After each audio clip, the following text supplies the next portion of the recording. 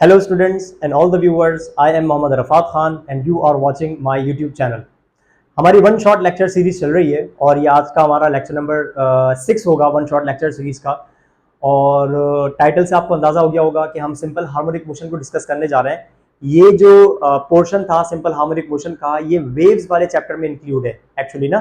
लेकिन क्योंकि मैंने जो लास्ट वीडियो अपलोड करी है लेक्चर 5 वेव्स एंड साउंड वाला, उसमें जो है वो क्योंकि वो बहुत लेंदी वीडियो हो गई थी, वेव्स वाले पोर्शन को कवर करते हुए साउंड वाले पोर्शन को कवर करते हुए, मतलब एक बहुत लेंदी वीडियो हो गई थी। ऑलमोस्ट 4 आवर्स एंड 20 मिनट्स के करीब वो वीडियो हो गई थी ना। तो फिर मैंने सोचा कि उसको ब्रेक कर देना चाहिए, मतलब मजीद अगर मैं सिंपल हार्मोनिक मोशन भी इसमें इंक्लूड कर दूंगा तो ये पता नहीं कहाँ तक चली जाएगी कहानी। तो इस वजह से मैंने उसी वीडियो में डिसीजन लिया और मैंने आपसे शेयर किया था कि इसमें जो है वो सिंपल हार्मोनिक मोशन रहता है। वो सिंपल हार्मोनिक मोशन में इसके बाद एक सेपरेट वीडियो बनाऊंगा, उसके अंदर सिंपल हार्मोनिक मोशन को हम डिस्कस कर लेंगे, ठीक है। तो ये आज की हमारी सेपरेट वीडियो है। ये चैप्टर आपका वही है वेव्स, लेकिन ये सिंपल हार्मोनिक मोशन वाला मैंने पोर्शन कवर नहीं किया था, तो मैं सेपरेटली ये अपलोड कर रहा हूं ताकि ये भी आपका कवर हो जाए, तो आपका वेव्स वाला पूरा चैप्टर कवर हो जाएगा। तो पोर्शन का नाम है सिंपल हार्मोनिक मोशन। तो स्टार्ट करते हैं आज के जो है वो हमारे फर्स्ट टॉपिक से। And the first topic is periodic motion. एक ऐसी मोशन जो अपने आप को रिपीट कर रही हो। और कैसे रिपीट कर रही हो? Again and again after regular interval of time. ऐसी मोशन को हम कहते हैं पीरियोडिक मोशन। मिसाल के तौर पर हमारे पास जो क्लॉक्स होती हैं, घड़ियां जो होती हैं, वॉल क्लॉक, उसके अंदर जो आवर एंड होता है, आर एंड, जो आवर्स को रिप्रेजेंट करती है ना सुई, उसको हम आवर एंड कहते हैं। अच्छा, वो जो है घंटे वाली सुई होती है, अगर लेट सपोज वो 12 से स्टार्ट हो रही है तो वो वापस 12 पर घूम के आती है कितने टाइम के बाद? पूरे के पूरे 12 घंटों के बाद, 12 आवर्स के बाद। ऐसा है ना। इसका मतलब वो जो आवर एंड है वो पीरियोडिक मोशन कर रही है, मतलब वो बार बार रिपीट करती है अपनी मोशन को, बार बार रिपीट करती है अपनी मोशन को, और इसका रिपीट करने वाला जो इंटरवल है, टाइम इंटरवल है, वो भी रेगुलर है। यानी कि हर 12 घंटे के बाद वो सुई अपनी उसी पोजीशन पर वापस आ जाती है। तो this is called periodic motion. इसी तरीके से अर्थ का सन के अराउंड घूमना, चक्कर लगाना, ये भी पीरियोडिक है, क्योंकि जो अर्थ है वो अपना एक कंप्लीट चक्कर एक साल के अंदर करती है, फिर दोबारा स्टार्ट हो जाती है, घूमती है, फिर एक साल के अंदर कंप्लीट करती है। मतलब अर्थ अपनी मोशन को रिपीट किए जा रही है, बार बार रिपीट किए जा रही है, और after regular interval of time में रिपीट कर रही है। तो अर्थ का घूमना अराउंड द सन, ये भी मिसाल है पीरियोडिक मोशन की।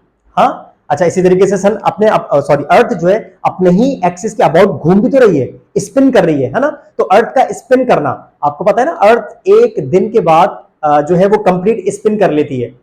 रात का दिन में कन्वर्ट होना, दिन का रात में कन्वर्ट होना। तो अर्थ को एक कंप्लीट स्पिन करने में जो टाइम लगता है वो कितना लगता है? एक दिन, यानी कि 24 आवर्स। तो अर्थ का अपने ही एक्सिस के अबाउट स्पिन करना, ये रिपीट हो रही है, मतलब घूम के आती है, फिर उसी पोजीशन पर एक दिन के बाद, फिर दोबारा स्टार्ट होती है, फिर दोबारा एक दिन के बाद उसी पोजीशन के ऊपर आ जाती है। तो अर्थ का अपने ही एक्सिस के अबाउट स्पिन करना, ये भी मिसाल है, ये भी एग्जांपल है किसकी? पीरियोडिक मोशन की। और अर्थ का ये जो स्पिन करना होता है, ये हर कितने टाइम के बाद होता है? After regular interval of time. और वो टाइम कितना होता है? रोजाना एक दिन के बाद, यानी कि आफ्टर 24 आवर्स। तो ऐसी मोशन जो कि अपने आप को रिपीट करे over and over again after regular interval of time, ऐसी मोशन को हम कहते हैं पीरियोडिक मोशन। तो डेफिनेशन से स्टार्ट करते हैं। Motion which repeats itself over and over again after regular interval of time, after regular interval of time is called periodic motion. Examples आप लिख सकते हैं, रोटेशन या revolving of earth about sun, ये periodic motion की मिसाल है, क्योंकि अर्थ जो है वो रिवॉल्व करती है, घूमती है सन के अबाउट। तो इसकी जो मोशन है वो रिपीट होती है बार बार, और कितने टाइम के बाद? आफ्टर 365 डेज, यानी कि एक साल के बाद बार बार वो रिपीट करती है, बार बार रिपीट करती है। तो such a motion is called periodic motion. Then spinning of earth, spinning of earth about its own axis, ये भी रिपीट होती है, और ये कितने टाइम के बाद रिपीट होती है? आफ्टर 1 डे, ऐसा है ना। ये होती है आफ्टर 365 डेज रिपीट, और ये होती है आफ्टर 1 डे। आवर्स हैंड, एक और मिसाल लिख लेते हैं। Hours hand repeat it's motion in 12 hours. ठीक है, ये भी मिसाल हो गई। आवर्स हैंड, जो घड़ी की जो घंटे को बताने वाली सुई होती है, आवर को रिप्रेजेंट करने वाला जो हैंड होता है, उसकी मोशन भी क्या होती है? रिपीट होती है बार बार। और कितने टाइम के बाद? एग्जैक्टली 12 आवर्स के बाद। इसी तरीके से जो मिनट्स वाली होती है, वो 60 मिनट्स के बाद, मिनट्स वाली हर 60 मिनट के बाद अपनी पोजिशन को, यानी कि अपनी मोशन को रिपीट कर रही होती है, जो मिनट वाली हैंड होती है। और इसी तरीके से सेकंड हैंड जो होता है, वो हर 60 सेकंड के बाद अपनी मोशन को रिपीट कर रहा होता है। तो these all are the examples of periodic motion. फिर हमारे पास आती है एक और मोशन, इसको हम कहते हैं ऑसिलेटरी मोशन या वाइब्रेटरी मोशन। तो इसको स्टार्ट करते हैं लिखना। ऑसिलेटरी या फिर वाइब्रेटरी मोशन।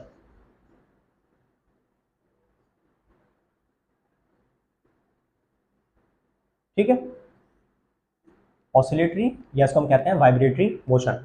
मतलब ये बहुत आसान सी मोशन है, एक टाइप है मोशन की जिसके अंदर कोई भी बॉडी किसी एक फिक्स पॉइंट के अबाउट टू एंड फ्रो करे या बैक एंड फोर्थ करे after regular interval of time या after a certain interval of time. तो ऐसी मोशन को, बैक एंड फोर्थ मूव करने को, टू एंड फ्रो मूव करने को हम कहते हैं वाइब्रेटरी या फिर ऑसिलेटरी मोशन। तो डेफिनेशन से स्टार्ट करते हैं कि motion in which a body moves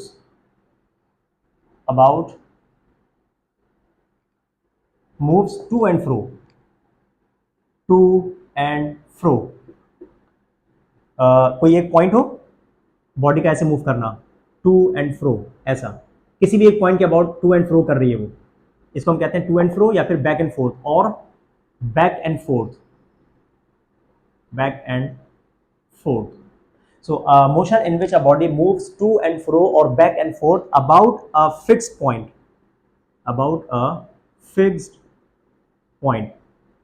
और ऐसे पॉइंट को हम कहते हैं actually mean position. About a fix point लिख देता हूं पहले, इस बात को हम क्या कहते हैं?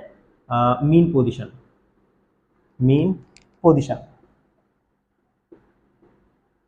ठीक है, is called oscillatory या vibratory motion. So motion in which a body moves to and fro or back and forth about a fixed point, या जिसको हम कहते हैं mean position, is called vibratory या फिर oscillatory motion। इसकी भी बहुत सारी मिसालें हमारे सामने हैं। किसी बच्चे का स्विंग पर जो झूला होता है ना, स्विंग, उसके ऊपर झूलना, तो ये भी मिसाल है किस चीज की? वाइब्रेटरी मोशन की। या हमारे पास वॉल क्लॉक के अंदर जो पेंडुलम हैंग कर रहा होता है, वो पेंडुलम जो है वो बार बार ऐसे मूव कर रहा होता है, ये भी किसकी मिसाल है? ये भी हमारे पास मिसाल है किसकी? वाइब्रेटरी मोशन की या ऑसिलेटरी मोशन की। ठीक है, तो ये कंडीशन आ गई हमारे पास। एक हमने पढ़ी पीरियोडिक मोशन क्या होता है, और एक हमने पढ़ी ऑसिलेटरी मोशन क्या होती है। देन हमारे पास एक और मोशन आती है जिसको हम कहते हैं सिंपल हार्मोनिक मोशन, जो कि हमारा टॉपिक भी है, सिंपल हार्मोनिक मोशन। तो मैं स्टार्ट करता हूँ सिंपल हार्मोनिक मोशन के बारे में बताना। सिंपल हार्मोनिक मोशन यहाँ से स्टार्ट कर देते हैं। सिंपल, अच्छा ये याद रखिएगा, oscillatory motion is also called harmonic motion. ये पॉइंट मैं लिखवा देता हूँ यहाँ पर। Oscillatory motion is also called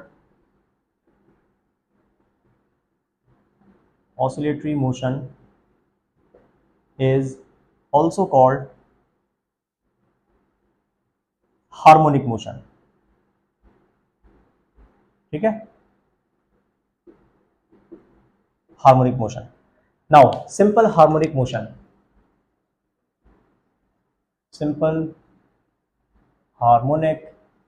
motion, और इसकी एब्रीविएशन हम यूज करते हैं SHM। ठीक है, SHM stands for simple harmonic motion. अच्छा, जो सिंपल हार्मोनिक मोशन होती है ना, ये वाइब्रेटरी मोशन की एक स्पेशल टाइप है। हम हर वाइब्रेटरी मोशन को या हर ऑसिलेटरी मोशन को हम सिंपल हार्मोनिक मोशन नहीं कह सकते। हाँ, हर simple harmonic motion vibratory motion जरूर होगी।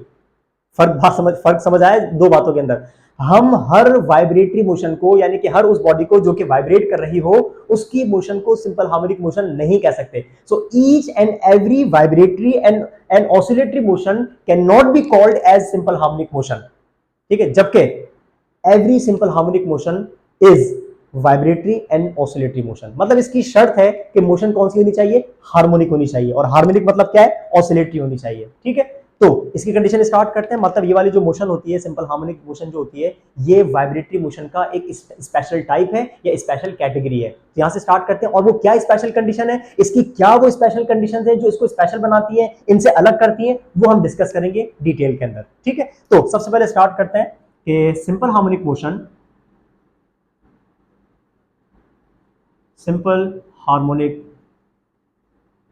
motion is a special type of vibratory motion in which, इसकी दो कंडीशंस होती हैं। अगर ये दो कंडीशंस आपको किसी मोशन में नजर आ रही हो, किसी वाइब्रेटरी मोशन में नजर आ रही हो ना, तो फौरन समझ जाइएगा ऐसी मोशन को हम कहते हैं simple harmonic motion, in which number one, जो बॉडी वाइब्रेट कर रही होती है ना, उस बॉडी के पास एक्सेलरेशन लाजमी होती है। सिंपल हार्मोनिक मोशन के अंदर या वाइब्रेटरी मोशन के अंदर एक बात याद रखिएगा कि बॉडी की वेलोसिटी हर पॉइंट पर चेंज हो रही होती है, यानी कि vibratory motion is always an accelerated motion, always an accelerated motion, उसमें एक्सेलरेशन लाजमी होगी। तो सिंपल हार्मोनिक मोशन में जो बॉडी वाइब्रेट कर रही है ना, उसकी एक्सेलरेशन हमेशा हमेशा डायरेक्टली प्रोपोर्शनल होगी नेगेटिव डिस्प्लेसमेंट के। एक्स का मतलब होता है डिस्प्लेसमेंट। जो ये देखें, मैं आपको मिसाल के तौर पर समझाऊं, ये मीन पोजीशन है और इसके अबाउट बॉडी वाइब्रेट कर रही है, इधर जा रही है और इधर जा रही है। मतलब ये बॉडी, ये मीन पोजीशन है, फिक्स पॉइंट है, जिसके अबाउट ऐसे वाइब्रेट कर रही है, to and fro, back and forth, ये वाइब्रेटरी मोशन है, ठीक है। मीन पोजीशन से बॉडी कितना दूर गई हुई है, लेट्स सपोज अगर बॉडी यहां पर मौजूद है, एक ऑब्जेक्ट है जो कि यहां मौजूद है और ये ऑब्जेक्ट जो है वो वाइब्रेट कर रहा है, तो मीन पोजीशन से वो कितना दूर है, इसको हम कहते हैं डिस्प्लेसमेंट, यानी कि distance of a body from the mean position eight any instant is called displacement, और इसको हम रिप्रेजेंट करते हैं एक्स के साथ, ठीक है। तो सिंपल हार्मोनिक मोशन हमें ये बताता है कि जो वाइब्रेटरी जो बॉडी होती है ना, वाइब्रेटिंग जो बॉडी होती है, उस वाइब्रेटिंग बॉडी की एक्सेलरेशन हमेशा डायरेक्टली प्रोपोर्शनल होगी बॉडी के डिस्प्लेसमेंट के। मतलब मीन पोजीशन से बॉडी का डिस्प्लेसमेंट जितना ज्यादा होगा, एक्सेलरेशन यानी कि rate of change of velocity वाला फैक्टर भी उतना ज्यादा होगा, ठीक है। और अगर ये डिस्प्लेसमेंट मीन पोजीशन से जितना कम होगा, तो जो rate of change of velocity वाला फैक्टर है यानी कि एक्सेलरेशन है, वो उतनी ही कम हो जाएगी। तो एक्सेलरेशन का हमेशा डायरेक्टली प्रोपोर्शनल होना नेगेटिव डिस्प्लेसमेंट के। और यहां पर जो नेगेटिव डिस्प्लेसमेंट आ रहा है ना, इसका रीजन पता है क्या होता है? देखो, डिस्प्लेसमेंट हम लोग डिस्प्लेसमेंट की जो डायरेक्शन लेते हैं ना, वो हम लेते हैं हमेशा ऐसे, फ्रॉम द मीन पोजीशन, यानी कि मीन पोजीशन से बॉडी कितना डिस्प्लेस करके गई, ये डिस्प्लेसमेंट की डायरेक्शन होती है, क्योंकि displacement is a vector quantity. एक होता है डिस्टेंस, कितना दूर है मैग्नीट्यूड बता दो, और एक है डिस्प्लेसमेंट विद डायरेक्शन, यहां से वहां तक गया, है ना, इतना दूर गया और इस तरफ गया, दिस इज कॉल्ड डिस्प्लेसमेंट। तो जो सिंपल हार्मोनिक मोशन के अंदर हम जो यूजुअली डिस्प्लेसमेंट लेते हैं, वो मीन पोजीशन से लेते हैं कि बॉडी कितना दूर गई, मीन पोजीशन से कितना दूर गई, तो ये डिस्प्लेसमेंट की डायरेक्शन होती है। और वाइब्रेटिंग यानी कि सिंपल हार्मोनिक मोशन में जो बॉडी वाइब्रेट कर रही होती है, उसकी जो एक्सेलरेशन होती है ना, वो हमेशा हमेशा टुवर्ड्स द मीन पोजीशन होती है, एक्सेलरेशन की डायरेक्शन। अब आप नोट करें, जो बॉडी की डिस्प्लेसमेंट है वो हमेशा इस तरफ, और जो एक्सेलरेशन है वो हमेशा towards the mean position. Opposite हो गए, तो ऑपोजिट होने की वजह से हमेशा क्या आता है, यहां पर नेगेटिव साइन आता है कि acceleration is always directed towards the mean position. मतलब बॉडी यहां पर हो तब भी इसकी acceleration towards the mean position होगी, बॉडी यहां पर हो तब भी इसकी acceleration towards the mean position होगी, ठीक है। तो ये पॉइंट यहां पर हम लिख देते हैं। नंबर 2,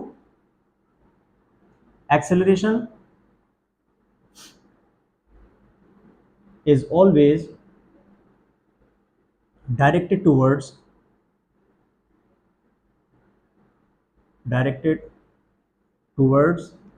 the mean position, और इसी वजह से यहां पर नेगेटिव साइन भी आता है।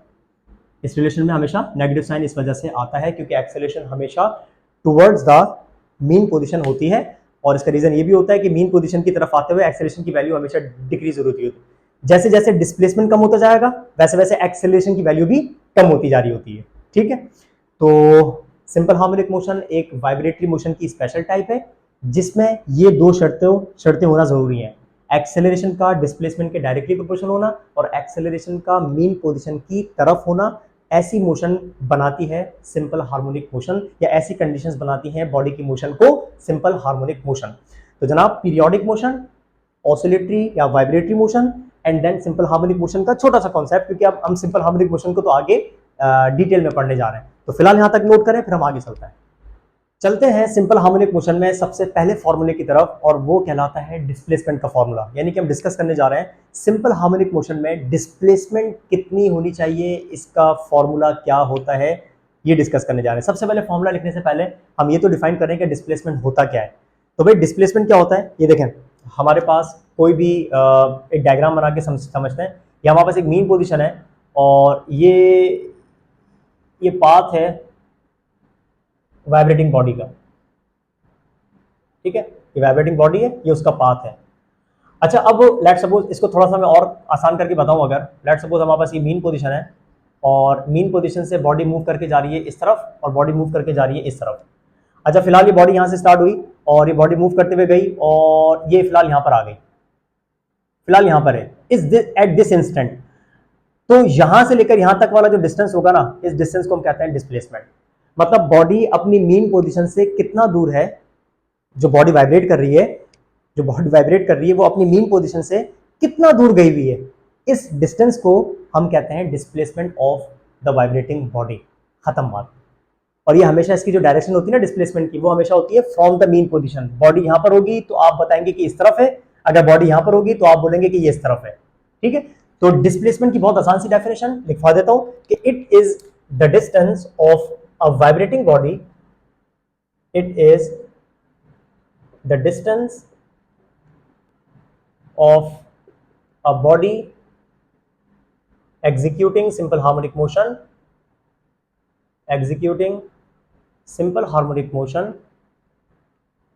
from mean position। कहां से मेजर करेंगे हमेशा डिस्प्लेसमेंट को, from mean position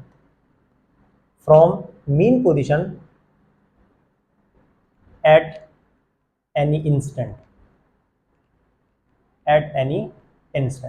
mean position से बॉडी किसी भी इंस्टेंट पर कितना दूर है, कितना डिस्टेंस कवर किया हुआ है फ्रॉम द मीन पोजीशन, इस कवर्ड डिस्टेंस को हम क्या बोलते हैं, displacement of the body in simple harmonic motion, ठीक है।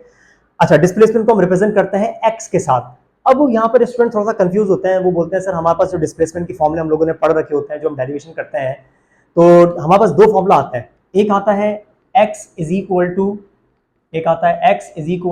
X nought cos omega t, और एक आता है x is equal to x nought sine omega t. Confuse होते हैं सर क्या हम कौन सा वाला फॉर्मूला यूज करेंगे, हम क्या कॉस ओमेगा टी वाला फॉर्मूला यूज करें या साइन ओमेगा टी वाला फॉर्मूला यूज करें, ये इसमें कंफ्यूज होते हैं। अच्छा ये फॉर्मूला है डिस्प्लेसमेंट वाला, इसकी डेरिवेशन करते हैं तो ये फॉर्मूला बनता है कॉस ओमेगा टी या साइन ओमेगा टी, ये डेरिवेशन के बाद आते हैं। ये डेरिवेशन मैंने अपलोड की हुई है चैनल के ऊपर, अगर आपने डिटेल में पढ़ना हो डेरिवेशन कैसे होती है तो आप वहां से पढ़ सकते हैं, लेकिन यहाँ पर हम डेरिवेशन नहीं पढ़ते, हम डायरेक्ट फॉर्मूला पढ़ते हैं। इसी वजह से मैंने डायरेक्ट फॉर्मूले को जो है वो टारगेट किया। ये डिस्प्लेसमेंट का फॉर्मूला होता है सिंपल हार्मोनिक मोशन के अंदर, एक्स रिप्रेजेंट करता है डिस्प्लेसमेंट को। अच्छा अब मैं आपको थोड़ा सा क्लियर कर दूं कि when to use this formula जिसमें cos ओमेगा टी आ रहा है, और when to use this formula जिसमें sin ओमेगा टी आ रहा है, इसमें एक मामूली सा फर्क होता है, ये गौर से सुन लीजिएगा। देखें हमारे पास ये है मीन पोजीशन और ये है बॉडी की एक्सट्रीम पोजीशन, और ये भी है बॉडी की एक्सट्रीम पोजीशन, ठीक है। तकरीबन ये बराबर होने चाहिए, बिल्कुल ये बात ध्यान में रखनी है, ठीक है। तो ये है मीन पोजीशन, और मीन पोजीशन एक ऐसी पोजीशन होती है जहां पर बॉडी का डिस्प्लेसमेंट होता है zero, this is called mean position, ये मीन पोजीशन है। अच्छा अब कंडीशन गौर से देखिएगा, कंडीशन ये है, अच्छा इसको हम कहते हैं एक्सट्रीम पोजीशन जहां पर एम्पलीट्यूड होता है मैक्सिमम डिस्प्लेसमेंट, यानी कि जब ये बॉडी यहां पर जा रही होगी इससे मजीद आगे नहीं जाएगी, अब इसके बाद रिटर्न बैक होगी, तो इस पोजीशन को हम कहेंगे ये एक्सट्रीम पोजीशन है। यानी कि जब बॉडी यहां पर होगी तो बॉडी ने अपने सबसे ज्यादा डिस्प्लेसमेंट कवर कर लिया होगा, उसके बाद ये वापस आना स्टार्ट होगी, इससे ज्यादा आगे नहीं जा सकती, तो इस वाले डिस्प्लेसमेंट को हम क्या बोलते हैं, मैक्सिमम डिस्प्लेसमेंट। और याद करो हम maximum displacement from mean position को इससे पहले वाले वीडियो के अंदर क्या बोल चुके हैं, एम्पलीट्यूड।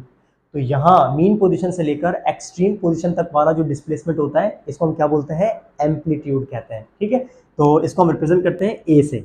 ये भी एम्पलीट्यूड है, यहाँ से लेकर यहाँ तक ये एम्पलीट्यूड है, और यहाँ से लेकर यहाँ तक भी क्या है, ये भी एम्पलीट्यूड है। दोनों तरफ डिस्प्लेसमेंट है, बॉडी मीन पोजीशन से यहाँ राइट की तरफ भी जा सकती है और यहाँ पर लेफ्ट की तरफ भी जाएगी। तो इसका मतलब ये भी क्या है, ये भी एम्पलीट्यूड है। अच्छा, फिर फर्क क्या होना चाहिए, ये जो मीन पोजीशन से राइट वाला एम्पलीट्यूड है इसको हम कहते हैं ये पॉजिटिव है, और जो लेफ्ट की तरफ है इस वाले को हम कहते हैं ये नेगेटिव एम्पलीट्यूड है। यहां तक बात क्लियर है। अच्छा, अब एक और कंडीशन मैं आपको बताऊं, ये देखें, फर्क मैं बताने के लिए दोनों वो जो फॉर्मूले हैं, दोनों फॉर्मूले में फर्क बताने के लिए मैं यहाँ पर दो डायग्राम्स बना देता हूँ।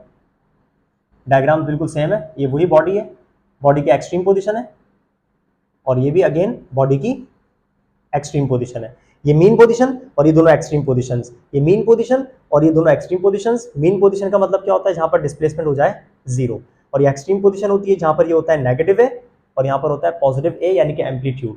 अच्छा, अब देखें फर्क क्या होता है। फर्क ये होता है कि अगर एरोज बने हुए हों ऐसे, और अगर एरोज बने हुए हों ऐसे। हाँ भाई, एरोज में फर्क है, बिल्कुल फर्क है। यहां पर पता है क्या कंडीशन है, इस वाली कंडीशन में हम ये कहेंगे कि body is moving away from the mean position. Body जो है या तो इस तरफ जा रही होगी तो मीन पोजीशन से दूर जा रही है, या तो इस तरफ जा रही होगी तो भी मीन पोजीशन से दूर जा रही है। और इस वाली कंडीशन में क्या है, body is moving towards the mean position, और यहां पर भी क्या है, body is moving towards the mean position. तो भाई दो सिचुएशंस होती हैं बॉडी के मूव करने की।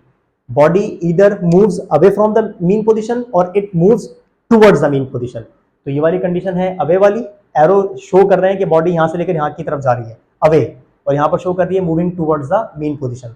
तो अगर अवे वाली कंडीशन होगी ना, तो अवे वाली कंडीशन में हम लोग फॉर्मूला यूज करते हैं x is equal to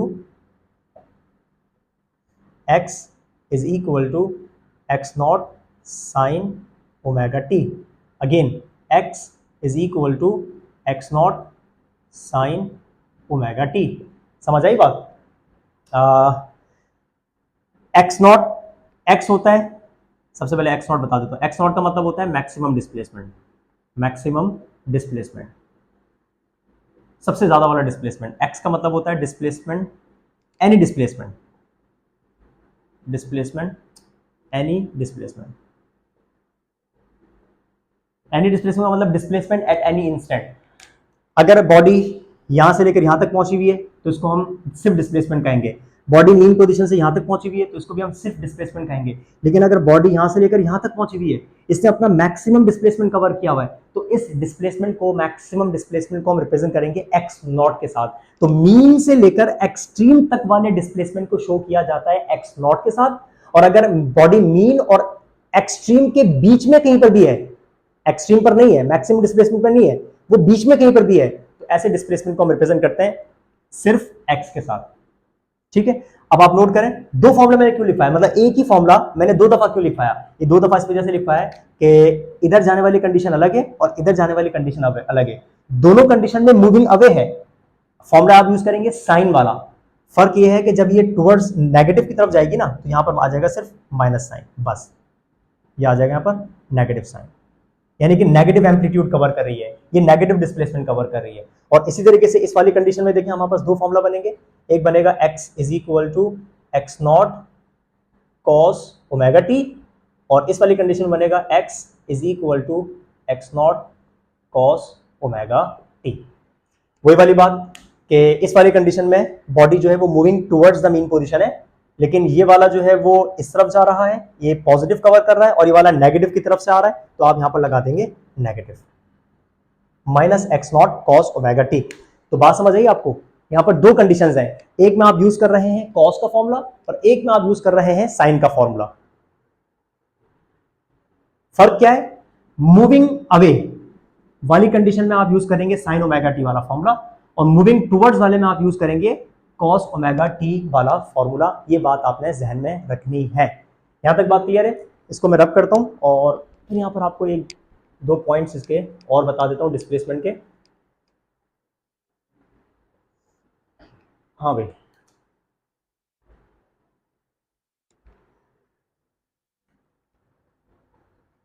direction of displacement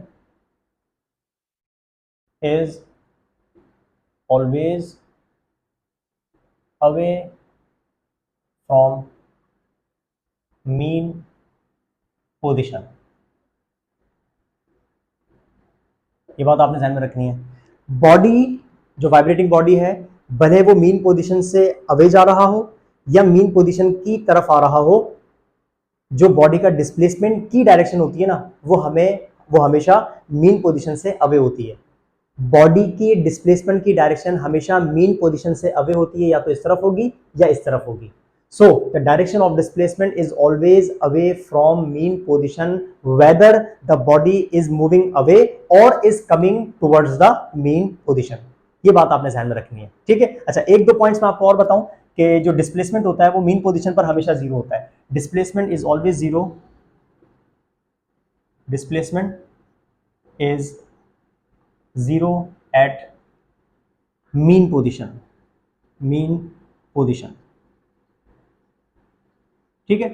displacement हमेशा जीरो होगा एट मीन पोजीशन, और डिस्प्लेसमेंट हमेशा मैक्सिमम होगा एट एक्सट्रीम पोजीशंस। ये एक्सट्रीम पोजीशन है, ये भी एक्सट्रीम है, ये दोनों एक्सट्रीम पोजीशंस और ये दोनों एक्सट्रीम पोजीशंस होती है। मीन पोजीशन हमेशा मिडिल वाली होती है। Displacement is maximum, displacement is maximum eight extreme position. Extreme position पर डिस्प्लेसमेंट हमेशा मैक्सिमम होता है, और जो डिस्प्लेसमेंट होता है वो हमेशा किसके बराबर होगा? एक्स नॉट के बराबर होगा। या यूं कह लो कि जो डिस्प्लेसमेंट होता है वो हमेशा किसके बराबर होगा? ए के बराबर होगा, एम्पलीट्यूड के बराबर। तो अगर बॉडी अपनी एक्सट्रीम पोजीशन पर होगी तो उसका जो भी डिस्प्लेसमेंट होगा वो हमेशा उतना ही होगा जो मैक्सिमम डिस्प्लेसमेंट होगा, ठीक है, क्योंकि वो एक्सट्रीम पोजीशन पर है। तो एक्सट्रीम पोजीशन वाला डिस्प्लेसमेंट हमेशा क्या होता है? मैक्सिमम। तो डिस्प्लेसमेंट मैक्सिमम डिस्प्लेसमेंट हो जाएगा बॉडी अगर एक्सट्रीम पोजीशन पर है, या डिस्प्लेसमेंट एम्पलीट्यूड के बराबर, क्योंकि मैक्सिमम डिस्प्लेसमेंट को हम एम्पलीट्यूड भी कह रहे होते हैं। तो displacement is equal to the amplitude of the vibrating body, या amplitude of the vibrating body if the body is at extreme position. तो मीन पोजीशन पर जीरो और एक्सट्रीम पोजीशन के ऊपर मैक्सिमम हो जाना डिस्प्लेसमेंट का। ये नोट करें, फिर हम आगे चलते हैं। डिस्प्लेसमेंट को पढ़ने के बाद अब हम चलते हैं सिंपल हार्मोनिक मोशन के अंदर। जो पार्टिकल एग्जीक्यूट करता है सिंपल हार्मोनिक मोशन, उसकी वेलोसिटी का फॉर्मूला क्या होना चाहिए? तो this is called velocity in simple harmonic motion. तो velocity of particle executing simple harmonic motion, velocity of particle executing simple harmonic motion is given by, derivation करते हैं उसके बाद ये फॉर्मूला बनता है। जैसे डिस्प्लेसमेंट का हमने डायरेक्ट फॉर्मूला पढ़ा है, डेरिवेशन नहीं करी। वेलोसिटी की भी डेरिवेशन करते हैं तो ये वाला फॉर्मूला बनता है, and the formula is v is equal to omega x not square minus x square. This is the formula to calculate the velocity of a body या velocity of particle executing simple harmonic motion at any instant. किसी भी instant पर, किसी भी point पर particle की velocity calculate करनी हो तो आप इस वाले पॉइंट से, इस वाले फॉर्मूले से कैलकुलेट कर सकते हैं। जहां पर v का मतलब वेलोसिटी है, ओमेगा तो होता ही, ये ओमेगा है, ओमेगा का मतलब एंगुलर वेलोसिटी होती है। यहाँ पर x नॉट जो है वो मैक्सिमम डिस्प्लेसमेंट के लिए है, और सिर्फ x का मतलब है distance at any point other than extreme position, ठीक है। अच्छा, अब यहाँ पर हम पढ़ेंगे इसकी दो कंडीशंस। वेलोसिटी का मैक्सिमम होना, कहाँ पर मैक्सिमम होती है वेलोसिटी और कहाँ पर जीरो होती है, बात आपने ध्यान में रखनी है। So velocity of particle is maximum। पहले मैक्सिमम को डिस्कस कर लेते हैं। Maximum at mean position. Particle की जो वेलोसिटी होती है वो हमेशा सबसे ज्यादा होती है मीन पोजीशन पर, और मीन पोजीशन का मतलब क्या होता है? जहां पर बॉडी का डिस्प्लेसमेंट जीरो होता हो। अब आप देखें, इसको प्रूव कर सकते हैं आप लोग। प्रूव कैसे कर सकते हैं कि ये जो फॉर्मूला है, इस फॉर्मूले के अंदर जहां पर x आ रहा है, क्योंकि इसे बता दिया कि मीन पोजीशन की हम बात कर रहे हैं, तो मीन पोजीशन पर डिस्प्लेसमेंट हमेशा x की वैल्यू हमेशा जीरो होती है।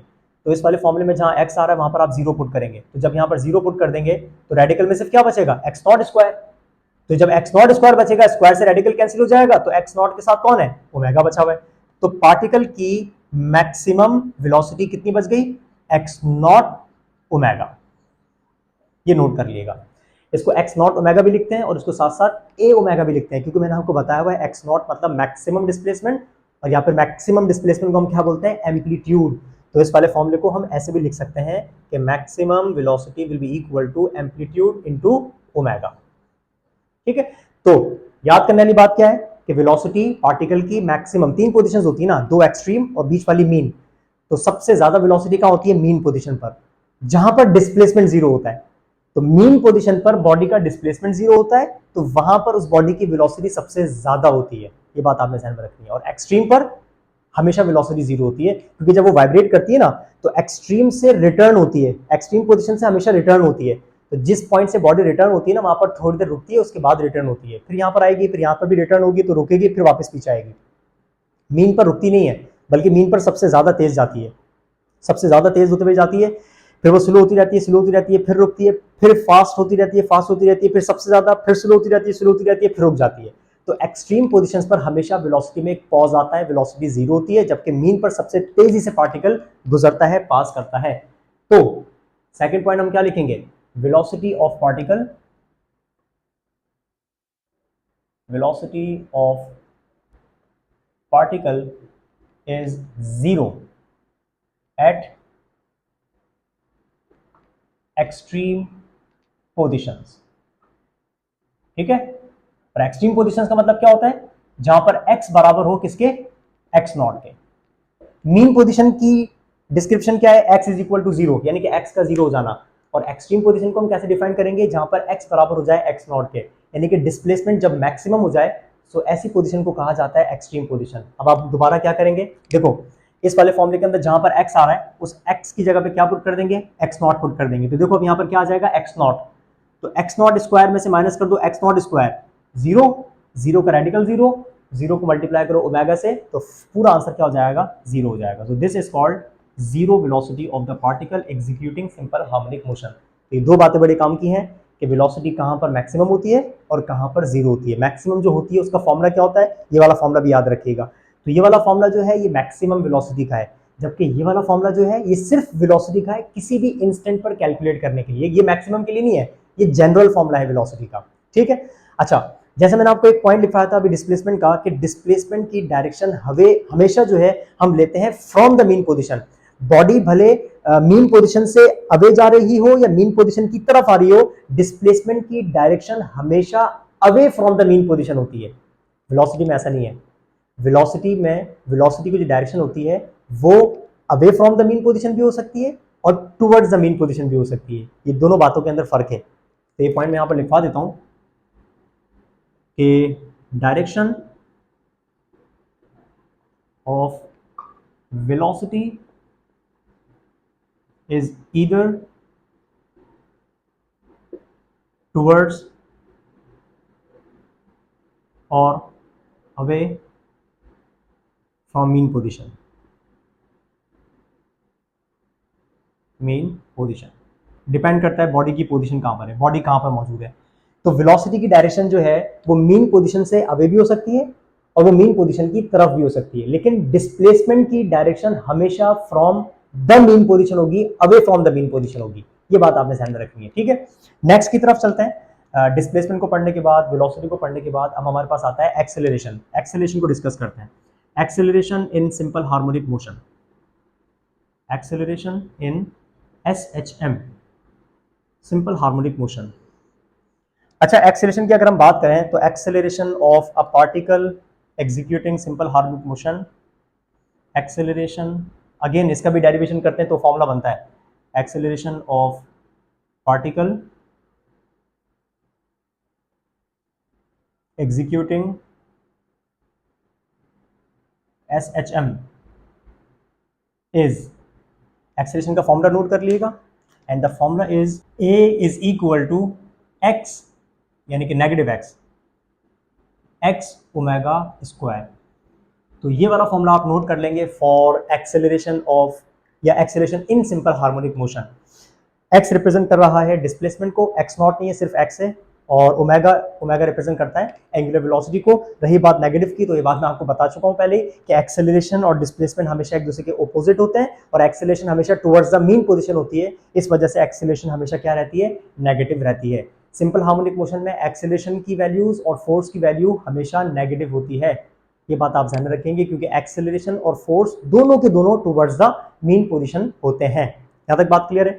अच्छा, फिर हम जिस तरीके से ये पढ़ते हैं कि डिस्प्लेसमेंट कहाँ मैक्सिमम है, कहाँ जीरो है, वेलोसिटी कहाँ मैक्सिमम है, कहाँ जीरो है, इसी तरीके से एक्सेलरेशन किन पॉइंट्स पर मैक्सिमम होती है और किन पॉइंट्स पर जीरो होती है, यानी कि मिनिमम होती है। तो याद रखिएगा, एक्सेलरेशन हमेशा मैक्सिमम होती है एट एक्सट्रीम पोजिशंस, यानी कि मीन पोजिशन से, मीन पोजिशन मिडिल में होती है और एक्सट्रीम पोजिशन ये होती है ना, तो एक्सट्रीम पोजीशंस के ऊपर एक्सेलरेशन हमेशा मैक्सिमम होती है, जबकि मीन पोजीशन पर एक्सेलरेशन की वैल्यू हमेशा मिनिमम होती है, यानी कि जीरो होती है। तो लिखा देता हूं मैं आपको कि acceleration is maximum, acceleration is maximum eight extreme positions. और एक्सट्रीम पोजीशंस का मतलब क्या हो जाएगा, जहां पर x की वैल्यू हो जाए x नॉट, ठीक है। तो जब x x नॉट के बराबर हो जाएगा तो मैक्सिमम एक्सेलरेशन का फॉर्मूला क्या बनेगा, जहां पर x आ रहा है वहां पर उसकी जगह पे x नॉट आ जाएगा और बाकी क्या बचेगा, ओमेगा स्क्वायर। तो ये बन गया हमारे पास मैक्सिमम एक्सेलरेशन का फॉर्मूला। ये सिर्फ x नॉट ये शो कर रहा है कि ये एक्सेलरेशन मैक्सिमम है और कहां पर है, एक्सट्रीम पोजीशन के ऊपर है। इसी तरीके से acceleration is minimum at mean position, जहां पर x जीरो हो जाता हो, है ना। अब आप नोट करें, क्योंकि फॉर्मूले के अंदर x आ रहा है ना, अब अगर x की वैल्यू जीरो हो जाए, जो कि कहां पर होती है, मीन पोजीशन पर, तो ऑटोमेटिकली एक्सेलरेशन की वैल्यू क्या हो जाएगी, जीरो हो जाएगी। तो एक्सेलरेशन का जीरो हो जाना कौन सी पोजीशन पर, मीन पोजीशन पर। तो आप ये बात ऐसे याद रख लेंगे कि जहां पर डिस्प्लेसमेंट जीरो होता है वहां पर एक्सेलरेशन भी जीरो हो जाती है, कहां पर, मीन पोजीशन पर। और जहां पर डिस्प्लेसमेंट मैक्सिमम होगा वहां पर एक्सेलरेशन भी मैक्सिमम हो जाएगी, ये बात आपने ध्यान में रखनी है, ठीक है। अच्छा, फिर चलते हैं, मैं आपको एक पॉइंट और बताऊं इसका इंपॉर्टेंट, वो ये कि एक्सेलरेशन का जो मैग्नीट्यूड है ना, वो सिंपल हार्मोनिक मोशन के अंदर कभी भी कांस्टेंट नहीं रहता। एक्सेलरेशन की डायरेक्शन हमेशा सेम रहती है और वो कहां की तरफ होती है, towards the mean position. Direction change नहीं होती एक्सेलरेशन की, लेकिन एक्सेलरेशन का मैग्नीट्यूड कभी भी कांस्टेंट नहीं रहता। So the magnitude of acceleration is not constant, कभी भी किसी भी पॉइंट पर एक्सेलरेशन का मैग्नीट्यूड कांस्टेंट नहीं होगा। So during simple harmonic motion, magnitude of acceleration, मतलब एक्सेलरेशन का मैग्नीट्यूड वेरी करेगा from zero to maximum, maximum to zero, zero to maximum, maximum to zero. Mean से मैक्सिमम की तरफ जा रहा होगा तो एक्सेलरेशन बढ़ता जाएगा, बढ़ता जाएगा। मैक्सिमम से जीरो की तरफ होगा तो एक्सेलरेशन कम होती जाएगी, कम होती जाएगी। तो किसी भी पॉइंट के ऊपर एक्सेलरेशन कांस्टेंट नहीं रहती। सो during simple harmonic motion acceleration का मैग्नीट्यूड कांस्टेंट नहीं होता, डायरेक्शन सेम रहती है। डायरेक्शन कहां की तरफ, towards the mean position. So the during simple harmonic motion magnitude of acceleration continues to change,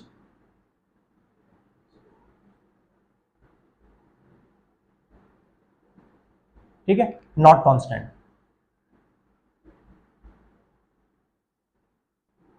ये कभी भी कांस्टेंट नहीं होता है।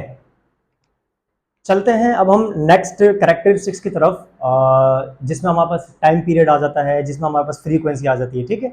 तो टाइम पीरियड से स्टार्ट करते हैं। टाइम पीरियड की डेफिनेशन में आपको वेव्स में भी बता चुका था कि अगर सर्कुलर मोशन है तो time required to complete one revolution, अगर वेव्स हैं तो time required to complete one wave, और अगर वाइब्रेशंस हैं, क्योंकि सिंपल हार्मोनिक मोशन में हम वाइब्रेशंस को पढ़ रहे हैं, तो time required to complete one vibration is called time period, ठीक है। तो डेफिनेशन से स्टार्ट करते हैं। इसकी डेफिनेशन क्या बनेगी, time required to complete one vibration, time required to complete one vibration is called time period, ठीक है। और हमारे पास सिंपल हार्मोनिक मोशन में जो टाइम पीरियड का जनरल फॉर्मूला होता है वो फॉर्मूला होता है T इज इक्वल टू 2π/ω। ये हमारे पास टाइम की पीरियड का फॉर्मूला होता है। और वही वाली बात कि टाइम पीरियड, क्योंकि टाइम है तो टाइम का जो SI यूनिट होता है वो होता है सेकंड। ठीक है, तो वो लिखवाने की यहाँ पर जरूरत नहीं है कि इसका SI यूनिट क्या है। चलो लिख लो यार इसको भी कि it's SI unit is second. ठीक है, अच्छा ये तो हो गया हमारे पास टाइम पीरियड। फिर हमारे पास होती है frequency.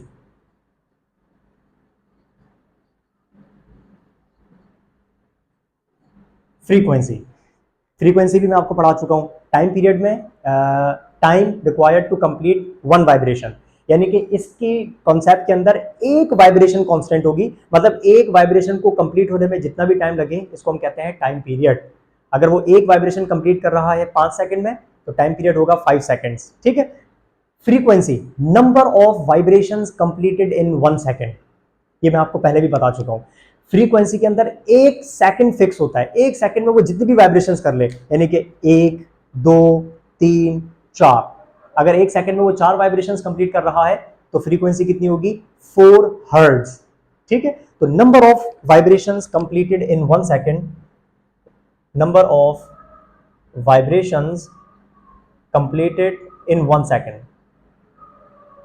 Completed in 1 second is called frequency. और जो फ्रीक्वेंसी होती है वो टाइम पीरियड का जाहिर सी बात है रेसिप्रोकल होता है, मैं आपको पहले बता चुका हूं। तो रेसिप्रोकल का मतलब क्या हो जाएगा, फ्रीक्वेंसी का जो फॉर्मूला बनेगा आप इसी फॉर्मूले को रेसिप्रोकल कर दें।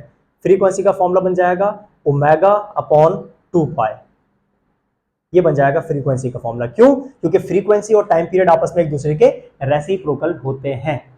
ठीक है, अच्छा अब मैं आपको कुछ काम की बातें बताता चलूं, वो इस वजह से क्योंकि हमारे पास वो जो टॉपिक्स हैं वो इंक्लूड नहीं है। जैसे हमारे पास एक होता है मास स्प्रिंग सिस्टम या हुक्स लॉ कह लो, या हमारे पास एक सिंपल पेंडुलम होता है। ये हमारे पास क्योंकि टॉपिक्स इंक्लूड नहीं है, लेकिन इनके मैं आपको फिर भी कुछ चीजें बताता चलूं टाइम पीरियड के फॉर्म में, फ्रीक्वेंसी के फॉर्म में कि इनके फॉर्मूला क्या बनने चाहिए। जैसे कि मैं आपको 2 चीजें डिस्कस करके बताता हूँ।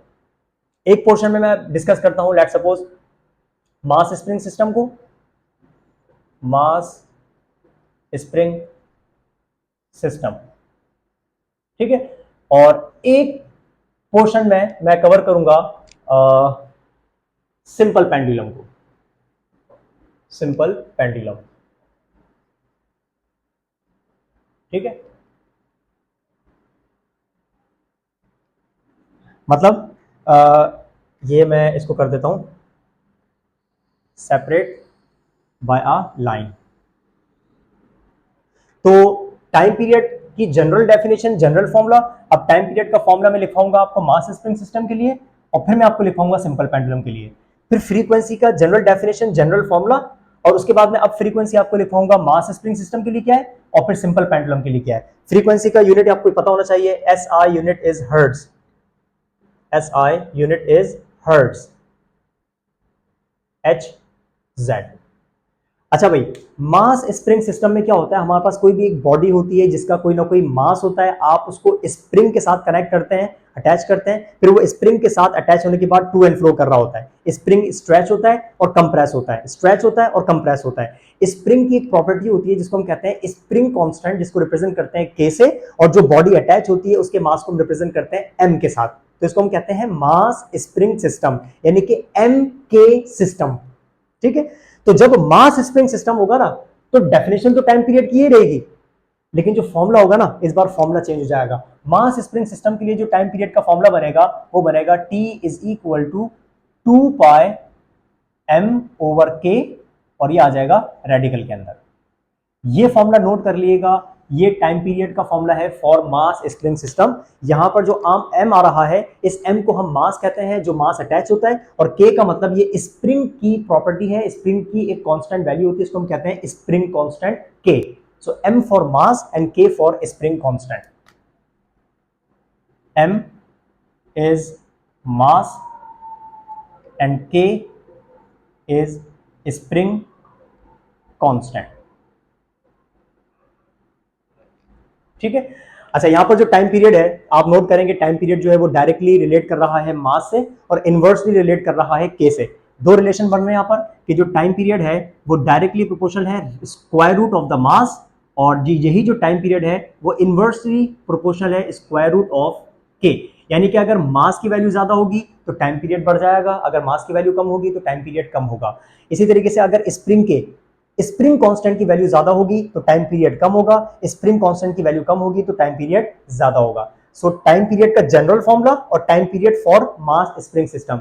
इसी तरीके से अब मैं आपको टाइम पीरियड का फॉर्मूला लिखवाऊंगा for simple pendulum. Simple pendulum क्या होता है? अच्छा, ये टॉपिक्स में डिटेल में अपलोड कर चुका हूं, सेपरेट वीडियोस मौजूद हैं। अगर आप सर्च करेंगे हुक्स लॉ के नाम से तो आपको ये वाला टॉपिक मिल जाएगा, मास स्प्रिंग सिस्टम वाला टॉपिक मिल जाएगा। और अगर आप सर्च करेंगे सिंपल पेंडुलम तो पूरा डिटेल में टॉपिक है, डेरिवेशंस, डेफिनेशन, डायग्राम्स, हर एक चीज मौजूद है। ठीक है, तो सिंपल पेंडुलम क्या होता है? हमारे पास कोई भी बॉडी होती है, आप उसको एक बहुत लाइट से स्ट्रिंग के साथ हैंग करते हैं, और जब वो टू एंड फ्रो कर रहा होता है तो आप उसको कहते हैं, इस सिस्टम को हम कहते हैं सिंपल पेंडुलम। सिंपल पेंडुलम का जो टाइम पीरियड का फॉर्मूला होता है वो होता है T is equal to 2 pi radical L over G। ये है सिंपल पेंडुलम के टाइम पीरियड का फॉर्मूला।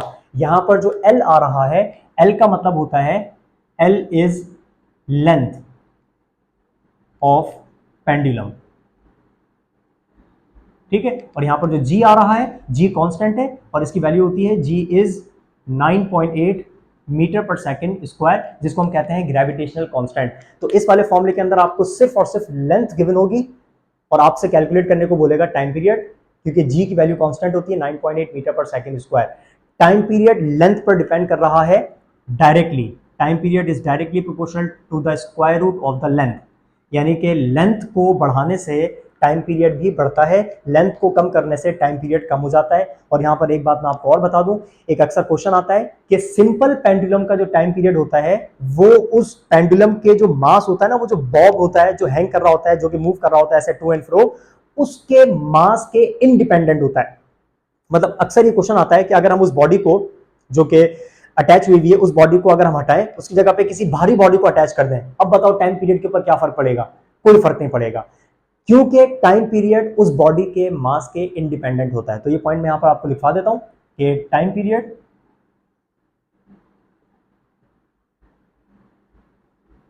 किसका? सिंपल पेंडुलम का इज इंडिपेंडेंट ऑफ मास। याद रखिएगा, अगर वो क्वेश्चन में सिंपल पेंडुलम कह रहा है तो लेंथ और जी की वैल्यू का जिक्र होगा। अगर वो क्वेश्चन के अंदर मास और स्प्रिंग कांस्टेंट का जिक्र कर रहा है तो इसका मतलब m और k का जिक्र होगा, 2 pi radical m upon k। और अगर वो इन दोनों का जिक्र नहीं कर रहा, वो जस्ट बात कर रहा है टाइम पीरियड की, ना उसने मास का जिक्र किया, ना स्प्रिंग कांस्टेंट का, ना लेंथ का, ना जी का, इसका मतलब अब वो जिक्र जो कर रहा है क्वेश्चन, वो किस हवाले से कर रहा है? Radical 2 pi upon omega. तो जनाब ये टाइम पीरियड का general formula, this is for mass spring system. इसी को चेंज करते हैं तो ये बनता है, इसी को चेंज करते हैं तो ये वाला फॉर्मूला बनता है, सिंपल पेंडुलम। इसी तरीके से फ्रीक्वेंसी में हमारे पास दो किस्म की होती है। एक तो ये फ्रीक्वेंसी है जनरल, अब मैं फ्रीक्वेंसी लिखवाऊंगा आपको मास स्प्रिंग सिस्टम के लिए, फिर हम फ्रीक्वेंसी लिखेंगे फॉर सिंपल पेंडुलम। तो सबसे पहले हम लिखते हैं frequency for mass spring system. Frequency का फॉर्मूला जो बनेगा मास स्प्रिंग सिस्टम के लिए वो बनेगा, रेसिप्रोकल हो जाएगा ना, तो जो 2 पाई था वो अपॉन में आ जाएगा, 2 पाई अपॉन में आ जाएगा, और ये जो था ये उल्टा हो जाएगा। क्यों? क्योंकि फ्रीक्वेंसी टाइम पीरियड का रेसिप्रोकल होता है, जो फैक्टर्स ऊपर होते हैं वो अपॉन में आ जाते हैं, जो अपॉन में होते हैं वो ऊपर आ जाते हैं। तो देखो 2 पाई अपॉन में आ गया और के ऊपर और m अपॉन में, लेकिन रेडिकल रेडिकल में रहेगा। So this is the frequency for mass spring system. Frequency for mass spring system. और अगर मैं ये फॉर्मूला लिखना चाहूं सिंपल पेंडुलम के लिए तो frequency will be equal to वही वाली बात, 2 पाई अपॉन में आ जाएगा और g ऊपर और l अपॉन में आ जाएगा, g अपॉन l। ठीक है, तो ये इंपॉर्टेंट टर्म्स थी, इंपॉर्टेंट कैरेक्टरिस्टिक्स थी, ये आपने याद रखनी है। टाइम पीरियड क्या होता है? टाइम पीरियड मास स्प्रिंग सिस्टम का, टाइम पीरियड सिंपल पेंडुलम का। फ्रीक्वेंसी क्या होती है? Definition, unit, formula, general formula. इसी को कन्वर्ट करते हैं तो ये बनता है मास स्प्रिंग सिस्टम के लिए, और इसी को कन्वर्ट करते हैं तो ये बनता है सिंपल पेंडुलम के लिए। के और एम आएगा तो मास स्प्रिंग सिस्टम है, और अगर एल और जी लेंथ और ग्रेविटेशनल एक्सेलरेशन की बात होगी तो इसका मतलब वो सिंपल पेंडुलम की आपसे बात कर रहा है। यहां तक नोट करें, फिर हम आगे चलते हैं। Characteristics of simple harmonic motion में डिस्प्लेसमेंट को, वेलोसिटी को, एक्सेलरेशन को, टाइम पीरियड को, फ्रीक्वेंसी को पढ़ने के बाद एक और इंपॉर्टेंट टर्म है हमारे पास, या एक और इंपॉर्टेंट कैरेक्टरिस्टिक है, उसको हम कहते हैं energy in simple harmonic motion. जो सिंपल हार्मोनिक मोशन में एनर्जी होती है वो दो किस्म की होती है, एक होती है काइनेटिक एनर्जी और एक होती है पोटेंशियल। जो एनर्जी होती है हमेशा इन दोनों के बीच में ही वैरी कर रही होती है, ठीक है। तो सबसे पहले डिस्कस करते हैं काइनेटिक एनर्जी को। काइनेटिक एनर्जी वही energy possessed by a body due to its motion, energy possessed by a body due to its motion is called kinetic energy। फिर अब हम यहां पर लिखेंगे कि काइनेटिक एनर्जी का जनरल फॉर्मूला क्या होता है, और फिर काइनेटिक एनर्जी मैक्सिमम किन पॉइंट्स पर होती है या मिनिमम किन पॉइंट्स पर होती है, ठीक है। तो सबसे पहले यहां पर हम लिखने जा रहे हैं कि what is the equation two calculate the kinetic energy. और काइनेटिक एनर्जी हम कैलकुलेट करते हैं इस फॉर्मूले से, हाफ, वो मत समझिएगा एम वी स्क्वायर वाला फॉर्मूला, वो होता है लेकिन उसके बाद उसको हम चेंज करते हैं, तो डेरिवेशन के बाद हमें ये फॉर्मूला मिलता है x not square minus x square, x not square minus x square. So this is the general equation two calculate what kinetic energy in simple harmonic motion. इसमें के आ रहा है, के का मतलब याद है मैंने अभी थोड़ी देर पहले आपको बताया था मास स्प्रिंग सिस्टम का होता है, तो के रिप्रेजेंट कर रहा है किसको, मास स्प्रिंग सिस्टम को रिप्रेजेंट कर रहा है। हम सिंपल पेंडुलम के लिए एनर्जी का फॉर्मूला नहीं लिखते, ना काइनेटिक एनर्जी का ना पोटेंशियल एनर्जी का, ठीक है। तो हम यहाँ पर फॉर्मूला किसका पढ़ेंगे, मास स्प्रिंग सिस्टम का स्पेसिफिकली। तो काइनेटिक एनर्जी का हमारे पास जो जनरल फॉर्मूला बनता है वो बनता है half k x not square minus x square. ये मैं आपको पहले बता चुका हूं। एक्स नॉट का मतलब होता है मैक्सिमम डिस्प्लेसमेंट और एक्स का मतलब होता है एनी डिस्प्लेसमेंट। मीन और एक्सट्रीम के बीच में कहीं पर भी बॉडी हो तो ऐसे डिस्प्लेसमेंट को हम सिर्फ क्या कहते हैं, एक्स कह रहे होते हैं। अब हम डिस्कस करते हैं कि किन पॉइंट्स के ऊपर एनर्जी, काइनेटिक एनर्जी जो है वो मैक्सिमम होती है और कहां पर जीरो होती है। तो याद रखिएगा इस बात को कि kinetic energy is maximum at के बाद 2 मिनट रुकता हूं और आपको याद दिलाता हूं। काइनेटिक एनर्जी डिपेंड करती है वेलोसिटी पे, वेलोसिटी होगी तो एनर्जी होगी काइनेटिक, अदरवाइज वेलोसिटी जीरो होगी तो काइनेटिक एनर्जी भी जीरो होगी। तो इसके पॉइंट्स मैक्सिमम मिनिमम वाले वही होंगे जो हमने वेलोसिटी के पढ़े थे। याद है मैंने आपको बताया था एक्सट्रीम पोजीशंस के ऊपर वेलोसिटी जीरो होती है और मीन पोजीशन पर वेलोसिटी मैक्सिमम होती है। तो जहां वेलोसिटी मैक्सिमम होगी वहीं पर काइनेटिक एनर्जी भी मैक्सिमम होगी। तो कहां पर, मीन पोजीशन पर। तो kinetic energy is maximum at mean position. कब, जहां पर डिस्प्लेसमेंट की वैल्यू जीरो होती है। ये बात मैं आपको बार बार बता रहा हूं तो आपको याद हो जानी चाहिए। मीन पोजीशन का मतलब क्या होता है, जहां पर डिस्प्लेसमेंट जीरो होता हो। अब आपने क्या करना है, जहां पर एक्स आ रहा है उसकी जगह पे आपने जीरो पुट करना है। तो जब मैं यहां पर जीरो पुट कर दूंगा तो सिर्फ क्या बचेगा, एक्स नॉट स्क्वायर। तो सिर्फ क्या बचेगा, half k x not square. तो मैक्सिमम काइनेटिक एनर्जी का जो फॉर्मूला बचेगा वो बचेगा half k x not square. So this is maximum kinetic energy which is at which position, mean position। फिर हम आगे चलते हैं, आगे लिखते हैं कि काइनेटिक एनर्जी जो है वो जीरो कहां पर होती है, यानी कि मिनिमम का होती है। ऑब्वियस सी बात है, एक्सट्रीम पोजीशंस के ऊपर। तो काइनेटिक एनर्जी इज मिनिमम यानी कि जीरो एट एक्सट्रीम पोजीशंस, ठीक है। और एक्सट्रीम पोजीशंस का मतलब क्या हो जाएगा, जहां पर डिस्प्लेसमेंट मैक्सिमम होता हो, जहां पर x की वैल्यू x नॉट हो जाती हो। तो ऐसे पॉइंट्स को हम कहते हैं एक्सट्रीम पॉइंट्स या एक्सट्रीम पोजीशंस, जहां पर डिस्प्लेसमेंट मैक्सिमम हो जाता हो। अब हमें क्या करना है कि जहां पर x आ रहा है उस x की जगह पे क्या पुट करना है, x नॉट, क्योंकि x की वैल्यू x नॉट है। तो यहां पर जब x नॉट पुट कर दोगे तो x not square minus x not square zero हो जाएगा, पूरी टर्म क्या हो जाएगी, जीरो हो जाएगी। तो this is minimum kinetic energy at which positions, extreme positions. तो याद रखिएगा एक्सट्रीम पोजीशंस के ऊपर वेलोसिटी के जीरो होने की वजह से काइनेटिक एनर्जी जीरो हो जाती है और मीन पोजीशन पर वेलोसिटी के मैक्सिमम होने की वजह से काइनेटिक एनर्जी भी मैक्सिमम होती है। जनरल फॉर्मूला क्या है, ये याद रखना है, कहां मैक्सिमम और कहां जीरो है ये आपने याद रखना है। चले अब चलते हैं हम पोटेंशियल एनर्जी की तरफ। ऐसी एनर्जी जो बॉडी की पोजीशन की वजह से होती है ना, पोटेंशियल एनर्जी। और यहां पर स्पेशली उसको हम बोलते हैं इलास्टिक पोटेंशियल एनर्जी। तो energy possessed by a body due to its position, energy possessed by a body due to its position। अब हम क्योंकि यहां पर के को डिस्कस कर रहे हैं, के का मतलब स्प्रिंग सिस्टम होता है, तो जब हम बॉडी को मीन पोजीशन से खींचते हैं ना तो स्प्रिंग स्ट्रेच होता है, तो खींचने की वजह से जब हम उसको एक्सट्रीम पोजीशन पर लेकर जाते हैं तो उस एक्सट्रीम पोजीशन पर बॉडी में इलास्टिक फील्ड की वजह से एक एनर्जी स्टोर हो जाती है जिसको हम कहते हैं पोटेंशियल एनर्जी। तो energy possessed by a body due to its position is called potential energy। और पोटेंशियल एनर्जी का यहां पर जो जनरल फॉर्मूला होता है वो होता है PE half k x square। This is the general equation to calculate the potential energy at any point। किसी भी पॉइंट पर पोटेंशियल एनर्जी को कैलकुलेट करना हो आप हमेशा वाला फॉर्मूला यूज करेंगे। So half k x square. अब हमें इसकी तरह डिस्कस करना है कि पोटेंशियल एनर्जी कहां पर जीरो होती है, कहां पर मैक्सिमम होती है।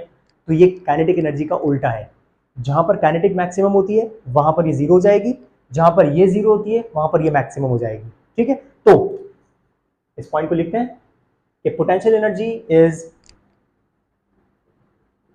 Energy is maximum eight extreme positions. Extreme positions पर पोटेंशियल एनर्जी हमेशा मैक्सिमम होती है जब x बराबर होता है x नॉट के। तो अब हमें क्या करना है, सिर्फ इस x की जगह पे x नॉट पुट कर देना है, तो पोटेंशियल एनर्जी का मैक्सिमम वाला फॉर्मूला आपको मिल जाएगा। तो potential energy, maximum potential energy will be equal to half k x not square. तो ये कंडीशन बन गई हमारे पास मैक्सिमम पोटेंशियल एनर्जी की। अगर मैक्सिमम की बात करेंगे तो एक्स नॉट स्क्वायर लगाएंगे, और अगर सिर्फ पोटेंशियल एनर्जी की बात करेंगे एट एनी पॉइंट तो फॉर्मूला ये वाला रहेगा एक्स स्क्वायर के एक्स स्क्वायर। अच्छा, मैक्सिमम कहां पर है, एक्सट्रीम पोजीशंस पर, तो मिनिमम कहां होगी, जीरो कहां पर होगी, मीन पोजीशन के ऊपर। तो एट मीन पोजीशन, या यूं लिख लो कि potential energy is minimum at mean position. जहां पर डिस्प्लेसमेंट जीरो होता है वहां पर पोटेंशियल एनर्जी जीरो हो जाती है।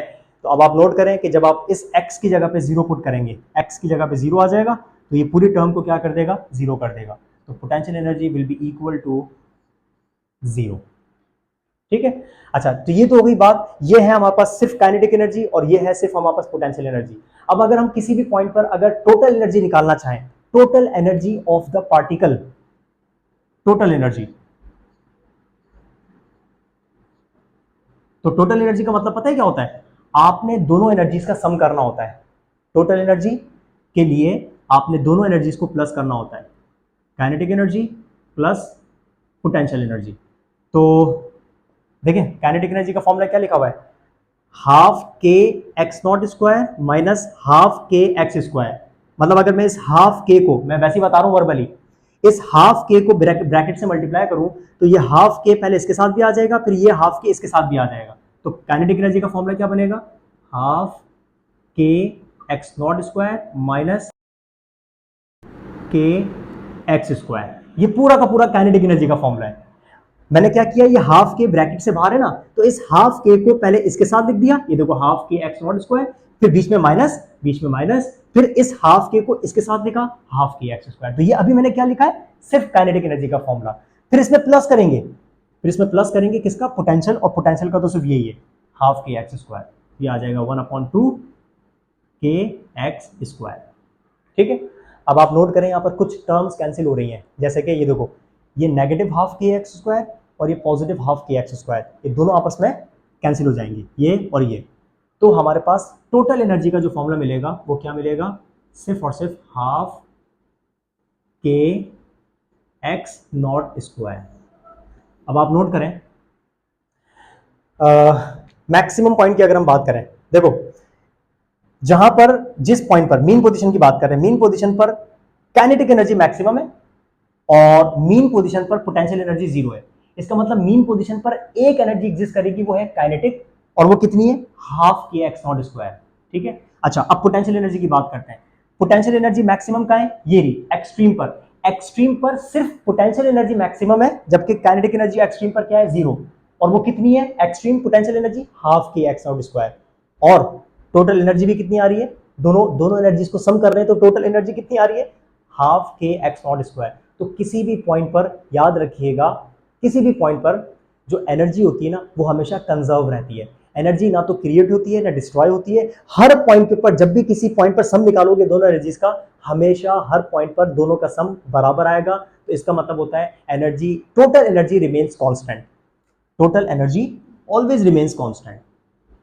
Total energy always remains constant. तो ये बात थी हमारे पास, ये टोटल एनर्जी का फॉर्मूला है, ये पोटेंशियल एनर्जी का फॉर्मूला है, और ये काइनेटिक एनर्जी का फॉर्मूला है।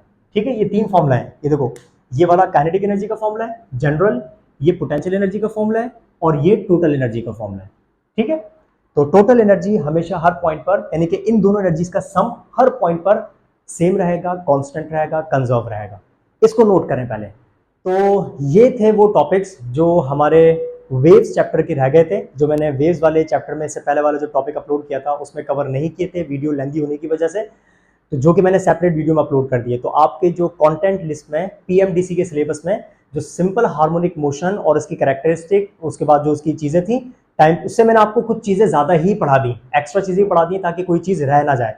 तो हमने सिंपल हार्मोनिक मोशन वाला पोर्शन भी आज के वन शॉर्ट लेक्चर के अंदर कवर कर लिया। जो चीज़ें इंक्लूड थी मैंने आपको सिर्फ वो पढ़ाई है। मैंने पूरा सिंपल हार्मोनिक मोशन कवर नहीं किया। मैंने सिंपल पेंडुलम, मैंने मास स्प्रिंग सिस्टम, ये चीज़ें डिटेल में कवर नहीं की। ठीक है, सिर्फ वही चीज़ें कवर की है जो आपके पीएमडीसी सिलेबस के अंदर कंटेंट लिस्ट में मौजूद थी। ठीक है, तो उम्मीद करता हूँ कि आपका ये सिंपल हार्मोनिक मोशन वाला जो पोर्शन है ये भी क्लियर हो गया होगा। और ऐसे हमारा जो वेव्स वाला चैप्टर है अब जाके वो कंप्लीट हो गया। अब हमारा जो according to the syllabus next chapter है वो हीट एंड थर्मोडायनेमिक्स, और उसमें भी कोई मेरे ख्याल से 2 या 3 टॉपिक्स इंक्लूड है। तो नेक्स्ट वन शॉर्ट लेक्चर में हम वो डिस्कस करेंगे, वो स्टडी करेंगे, और उसके जितने भी इंपॉर्टेंट टॉपिक्स या की पॉइंट्स हैं उनको डिस्कस करेंगे। ठीक है, तो मिलते हैं नेक्स्ट वीडियो में, तब तक अपना ख्याल रखिएगा। Thank you.